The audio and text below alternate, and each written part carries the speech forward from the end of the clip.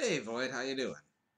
Okay, I noticed as I was posting my Friday the 13th review that my numbering scheme got a little off. I've got two number 293s. So there is no 304. I don't know if it's worth the trouble of going back and renumbering several of them. So there's no 304. Friday the 13th is 305. And we're going forward from there. Okay, how you doing, Void? So, back jumping back to my trying to work through my collection alphabetically just to get through a few things that might not otherwise get through forever or quite a while. Also to make it so there's a little bit of variety on the show, so it's not all just horror. But well, sci-fi is still going to be a contender. We have 10 Cloverfield Lane as I'm still working through the numericals. Well, I'd seen this one relatively recently in the past couple of years, so I kept procrastinating on finally getting it, which is why it's been a while since I've done one of my in order films. But that said, it is a good movie, but it's one you have to be in the right mood for. It's very well done, but it's not a everyday movie.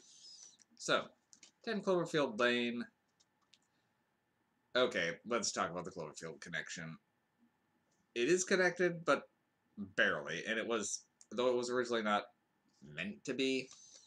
So essentially, 10 Cloverfield Lane was its own little movie beforehand, and once J.J. Abrams got a hold of it, they added a few references to make it fit into the Cloverfield continuity. Just a few minor Easter eggs and slip-ins, really. And then with the intention of including it in the follow-up. Now, I still haven't seen the Cloverfield paradox, so I don't know all the details there, but I guess a few things are hinted. So, if you didn't like Cloverfield, well, you could set that aside because this movie is absolutely nothing like Cloverfield. It is a very different animal. Okay, so 10 Cloverfield Lane. Uh, Mary Elizabeth Winstead is Michelle, who's I will say the beginning here is very well done. Of she's essentially leaving her boyfriend, fiance, husband. It's kind of unclear who he is. Probably boyfriend, though her leaving the ring makes it seem like possibly fiance. Anyway, it doesn't really go into why she's leaving, but it's done completely silently as she's just packing up and going, and it's a very powerful beginning. So, she gets into a car accident and wakes up, well, chained to a bed in an underground bunker, and is now being told the world has ended by a very creepy John Goodman. John Goodman is the standout in this movie. He is very good at being unhinged in this one. He plays kind of a conspiracy nut named Howard, who's his demeanor is always just slightly off-putting, and that really helps it because there's clearly something wrong with this guy. And, well, you know that pretty much early on.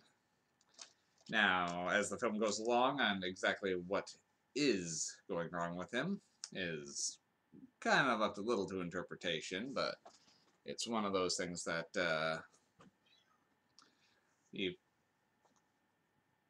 they do hint strongly that he, in addition to the whole other problems, he's not a good guy to be hanging around.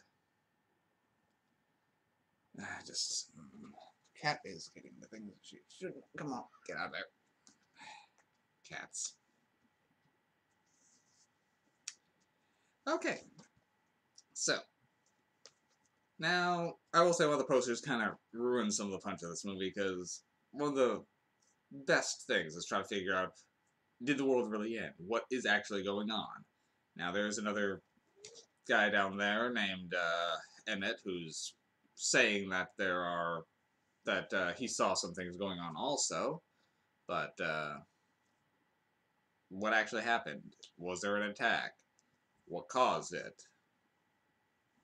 Now, the film plays best when you're not sure what's going on with it. So, if you somehow managed to escape spoilers on this one, try to keep it that way. It really does make the film that much better, particularly as they start trying to form this small family group in the bunker, even if Howard is projecting a little bit too much of his daughter onto Michelle.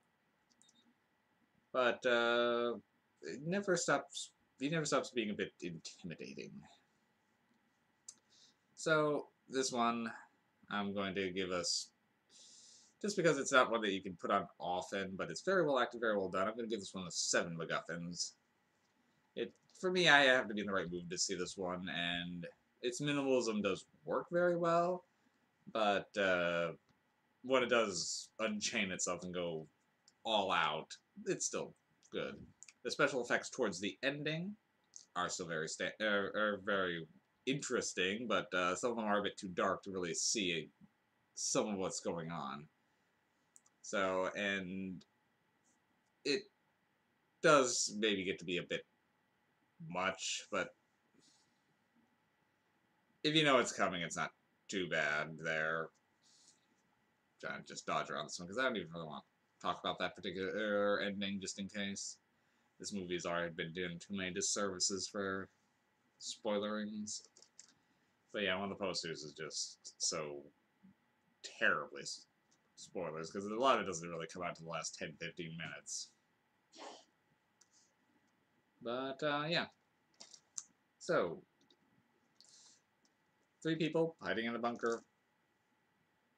The world may have ended outside. And now if this girl's to figure out, can she trust Howard? Is Howard a little dangerous? Should she take her chances trying to leave? What is going on? Yeah, 10 Cloverfield Lane's effective. 7 MacGuffins, I'll rate it pretty highly.